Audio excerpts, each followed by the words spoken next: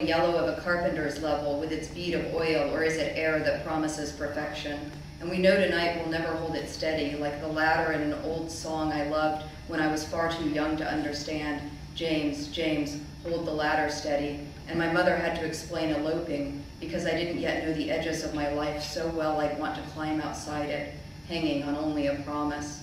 I still get lost on familiar blocks, the sun not gone but leaving, floating crookedly down between the buildings.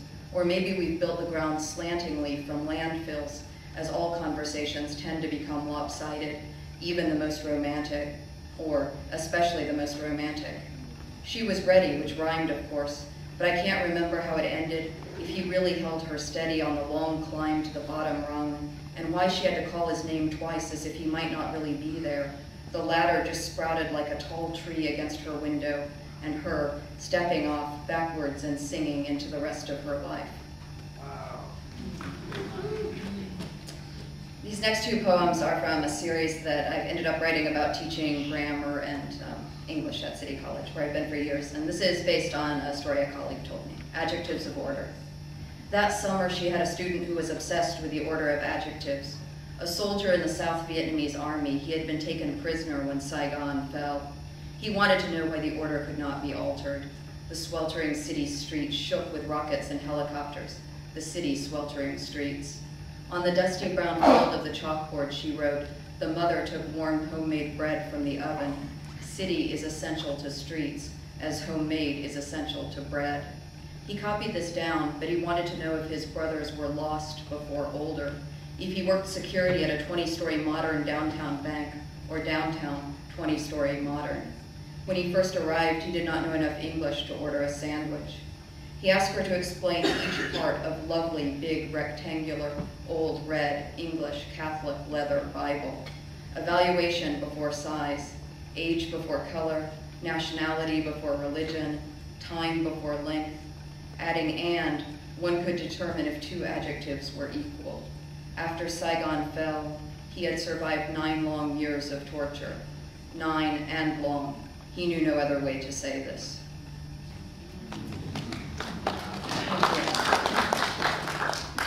Performative language.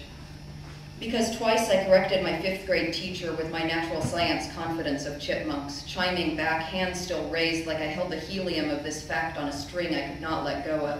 But the book says, so you're wrong. And he snapped, when you're the teacher, you can teach the classes. I am in the trough before a wave of grown-up faces, chalk-stained skirt and heels to make me feel taller. Answering by the answer key I instructed them to use is wrong. Father is not, and never will be, an adverb. Remember persons, places, things, actions, existences, ways of doing. A toad-faced teacher in the Ozarks who cursed his straight-A student straight into this moment. Think of the fairy tale logic that allows this. The mother and the 7 ravens banishing her rowdy sons. Oh, that you would turn into 7 black ravens and fly away from here, on the wings of one imprecation, forgiving them back into human bodies. I forgive you, I do, I apologize. This is not a fairy tale. This is more than karma, the kingdom of language with its slippery keys. Each small stone constructs ripples.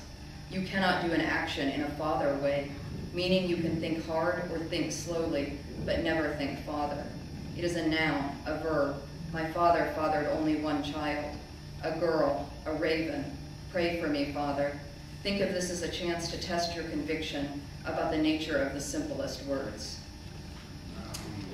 And I have one more, which is based on a true story, and the story was so bizarre that I thought I couldn't write a poem about it, but then of course it turned into a poem anyway. So.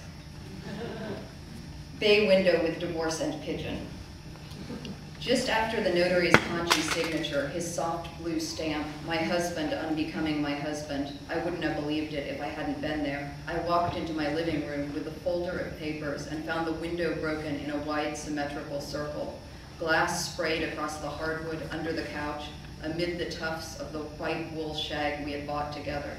Long slivers, jagged, improbable, and perfectly clear, as if the sky itself had exploded at the 3rd story, streaking white-green yolk of bird shit on the floor, shattering ice from the August street lamps, opening a hole in the latched window, while in the fireplace, eyeing me through cold black eyes, a single pigeon.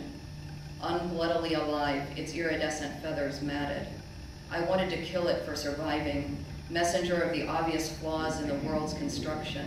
In love's shelter, we forgot the most luminous rooms have thin glass. Thank you.